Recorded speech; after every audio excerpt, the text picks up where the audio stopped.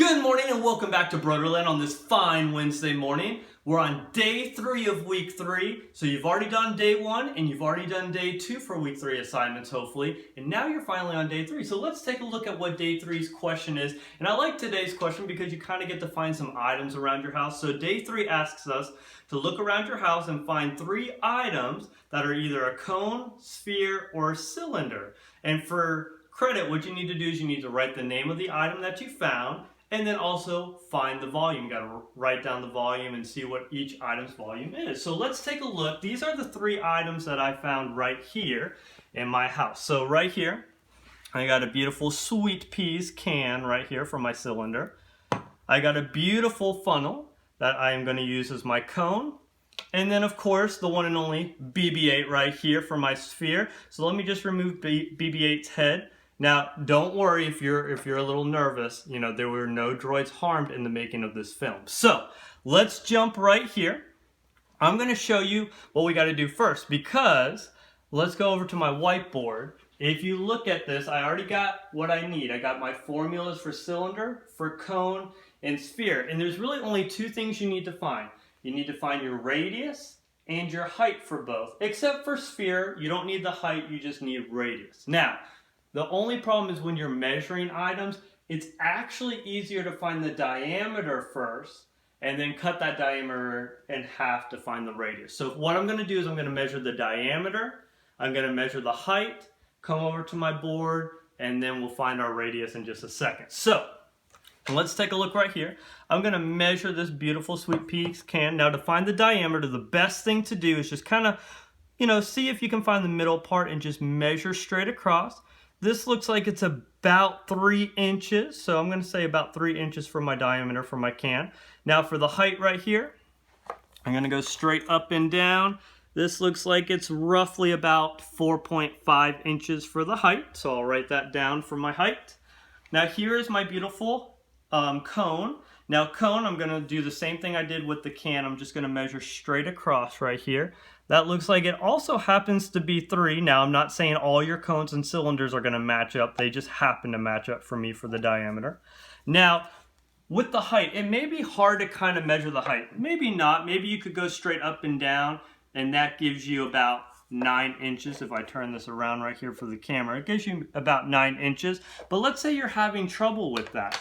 You could always take a sheet of paper and you could lay down your cone, your cone, and then kind of make a little mark right there, make a little mark right here, and then just measure those marks. So that would also give me about 9 inches. So if you're having trouble measuring the height, that's one way. And the reason I mention that is it's going to be extremely hard to kind of find the diameter in here because unless if you can cut this in half, you can't really find a straight diameter. So this is what I would do for the diameter for your sphere. If you have a sphere like a basketball, baseball, or something like that, I would just kind of put it on a sheet of paper, take my pencil, kind of make a little marking going straight down. Same thing here, put a little marking, and then this would give me my diameter for my sphere, especially since I probably don't want to ruin a basketball or baseball trying to cut that in half. So that would give me about 5 inches for my diameter right there. So that's what you would want to do to measure things. Now let's go over to the drawing board over here and really kind of finish up because this is the main part of what you need to show is your work. So let's talk about this right here. With our cylinder, our sweet peas can, we had 3 inches for our diameter. And then for our height, we had 4.5 inches right there. Now for our cone, we also had 3 inches for our diameter, but remember, our cone was a little bit taller, so we actually had 9 inches for the height right there. Now sphere, we measured that to be 5 inches, but we didn't need any height right there. So now what we got to do is we need to come back and we need to find the radius because we don't necessarily need the diameter in any of these formulas. We actually need the radius. So I'm going to do this. I'm going to take my diameter, cut it in half, and that gives me 1.5 inches. So these right here are going to be the measurements that I'm going to use when I go and plug it into my formula. Now for cone right here, luckily, they both had 3 for diameter, so if I cut that one in half, that would also give me 1.5 inches. So I got those from my calculations. And then sphere, I'm just going to take my diameter, cut that in half, and that's going to give me 2.5 inches. And this is the only one I need for the sphere right there. Now, what I'm going to do, there is a video already on the Google Doc for day 3, week 3, that talks about how to calculate a cylinder. So what I'm going to do is I'm going to show you how to calculate cone and then just set up sphere, so that way we can talk about the fraction part right here. So what I would do is I'm going to plug in what I need right here. So I bring down my formula. We got our pi. Then we need our radius. So I'm going to put parentheses 1.5, but be careful. That radius needs to be squared, so I need that little exponent 2 right there. And then I'm going to plug in my 9 for my height, and then all over 3. Now, here's the thing. The problem is some of us, we might not have those little blue calculators at home where you might have the exponent key or you might have the pi key. So this is what you would do, especially if you don't have those special features on a calculator at home. We all know pi, I could write as 3.14. So, just use 3.14 if you want to.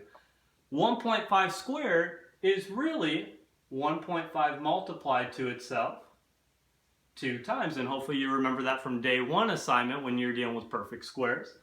And then all of it is being multiplied by 9 right there. And it's all divided by 3. Now, also, you might not have a fancy calculator, so you might not be able to plug in a beautiful fraction like this. So this is what I would actually do. I would multiply all of the top together. Don't worry about that bottom 3 for right now in the denominator. Just multiply all the top. So I'm going to multiply in the calculator 3.14 times 1.5 times 1.5 times 9. And when I do that, I get this number. I get 63.585. Now I can divide that by 3 in my calculator. That way it's a little bit nicer to plug into like a simple calculator if it's on your phone. And I can finally get the volume. My volume would be 21.2 inches cubed right there. Okay?